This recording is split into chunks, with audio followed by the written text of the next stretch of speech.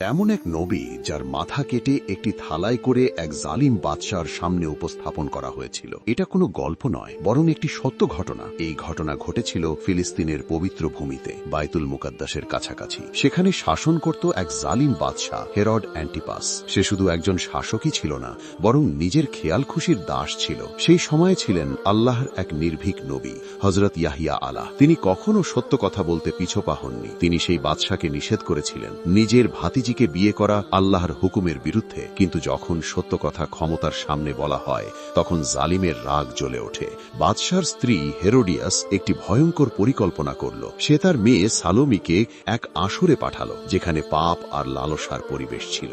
যখন বাদশাহ খুশি হল, সে বলল, চাও, তুমি যা চাইবে আমি তাই দেব। তখন সেই মেয়ে বলল, আমি চাই হযরত ইয়াহিয়া আলাহ এর মাথা কেটে এনে আমাকে দেওয়া হোক। দরবার স্তব্ধ হয়ে গেল।